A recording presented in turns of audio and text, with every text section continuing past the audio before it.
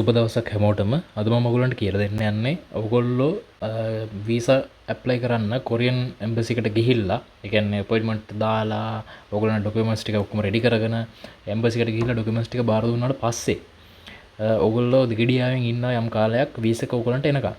ඒ අතරතුර කාලෙදී ඔයගොල්ලන්ට කොහොමද ඔයගොල්ලන්ගේ වීසා එකේ ස්ටේටස් එක බලාගන්න කියන එක තමයි මම අද කියලා දෙන්න යන්නේ.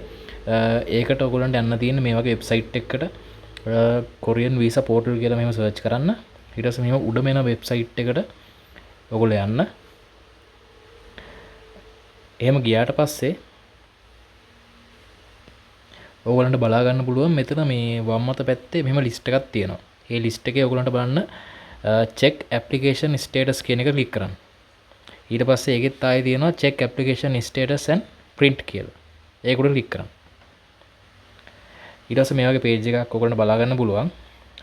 ඊට පස්සේ දැන් ඔයගොල්ලෝ වීසා ඩොකියුමන්ට්ස් ටික ඔක්කොම රෙඩි කරලා ගිහිල්ලා බාර දුන්නේ එම්බසි කොරියන් එම්බසි එකට නම්. ඒ කියන්නේ තව ඇප්ලිකේෂන් සෙන්ටර්ස් අනම්මනම් එහෙම තියෙනවනේ. මෙතන ඒ ඔප්ෂන්ස් ටික තමයි තියෙන්නේ. ඔයගොල්ලන්ගේ කැටගරි එකට ගැලපෙන ඔප්ෂන් එක තෝරන්න. ඔයගොල්ලෝ එම්බසියට ගිහිල්ලා ෆිසිකලි ගිහිල්ලා හෑන්ඩ් ඕවර් කරාන ඩොකියුමන්ට්ස් ටික ඊ-වීසා ඇප්ලයි කරන්නවත් නැතුව ඔය එක එක මේ තියෙන එක එක ඔප්ෂන්ස් අනිත්‍යව නැතුව ඔයගොල්ලෝ ඩොකියුමන්ට්ස් ටික බාර දුන්නේ කෙලින්ම එම්බසි එකට ගිහිල්ලාම නම් ඔයගොල්ලෝ මෙතන ඩිප්ලොමැටික් ඔෆිස් කියන එක තමයි සිලෙක්ට් කරන්න ඕනේ.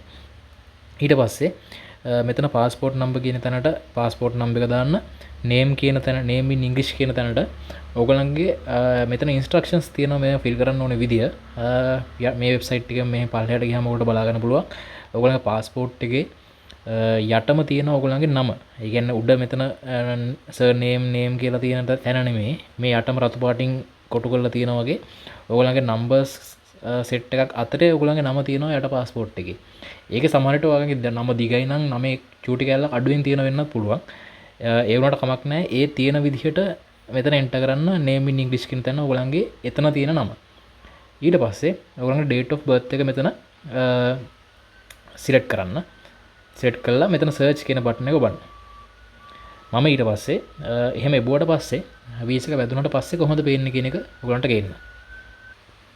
මම අර කිව්ව විදිහට ඔයගොල්ලෝ ඩීටේල්ස් ටික එන්ටර් කරලා search කියන බටන් එක එබුවට පස්සේ ඔයගොල්ලන්ගේ දැන් වීසා එක ඔයගොල්ලෝ අද බාර දුන්නා නම් හෙට අනිද්දා වගේ දවස්වල බලනකොට ඔයගොල්ලන්ට මෙතන පෙන්නයි මෙතන උඩ වගුව වගේ විතරක් තියෙයි යට වගුව තියෙන එකක් නැහැ. ඇප්ලිකේෂන් නම්බර් කියන එක නැතුව post of entry කියන එක ස්ටුඩන්ට් වීසා නම් මේ විදිහටම ස්ටුඩන්ට් ස්ටඩි ට්‍රේනින් කියලා තියෙයි. ඊට පස්සේ date of application කියන එක තියෙයි. සමහර විට application status කියන තැනට ඔයගොල්ලෝ අද ඇප්ලයි කරා නම් හෙට අනිද්දා අනිද්දා වගේ දවස් ගාණක් යනකම් තියෙන්නේ application received කියලා විතරයි තියෙන්නේ. ඊට පස්සේ මට වෙච්ච අත්දැකීම තමයි දවස් 14ක් විතර යනකම් ඇප්ලිකේෂන් මේ මෙතන මේ වෙබ්සයිට් එක චෙක් කරද්දි තිබ්බේ ඇප්ලිකේෂන් රිසීව්ඩ් කියන එක විතරයි. ඊට පස්සේ දවස් 15ක් කියපු තැන 15 වෙනි දවසේ තමයි මම එකපාරක් උදේ මේක බලනකොට තිබ්බ ඇප්ලිකේෂන් රිසීව්ඩ් කියන එක වෙනස් වෙලා ඇප්ලිකේෂන් අන්ඩර් රිවිව් කියලා තිබ්බා. ඒ කියන්නේ ඇප්ලිකේෂන් ස්ටේටස් කියන එකට අන්ඩර් රිවිව් කියලා තමයි තිබ්බේ උදේ වරුවේ. එහෙම වැටලා ටික වෙලාවක් ගියාට පස්සේ මට කොරියන් එම්බසි එකෙන් කෝල් එකක් ආවා. ඔයාගේ પાස්පෝර්ට් එක රෙඩි. ඔයා ඊළඟ දවසේ ඇවිල්ලා කලෙක්ට් කරගන්න කියලා. එහෙම වුණාට පස්සේ මම ආපහු වෙබ්සයිට් එකේ බැලුවා. ඒ ටික වෙලාවක් යනවා අප්ඩේට් වෙලා තිබ්බේ නැහැ. ඒත් තිබ්බ අන්ඩර් රිවිව් කියලා. ඊට පස්සේ මම ආයෙ කොරියන් එම්බසි එකට නිකන් කතා කරලා බැලුවම ඒගොල්ලෝ කිව්වා වෙබ්සයිට් එකෙන් බලන්න කියලා. කොහොම හරි ඊට පස්සේ ටික වෙලාවක් ගිහලා බලද්දි වෙබ්සයිට් එකේ අප්ඩේට් වෙලා තිබ්බා මේ විදිහට වීසා අප්රූව්ඩ් කියන එක. ඉතින් මේ විදිහට තමයි වීසා එකේ ස්ටේටස් එක ඔයගොල්ලන්ට බලා ගන්න පුළුවන් ලේසියෙන්ම. එහෙනම් කලබල වෙන්න එපා. දවස් 14ක් 15ක් යනකම් වුණත් වීසා එක අන්ඩර් රිවිව් කියලා තිබ්බා කියලා.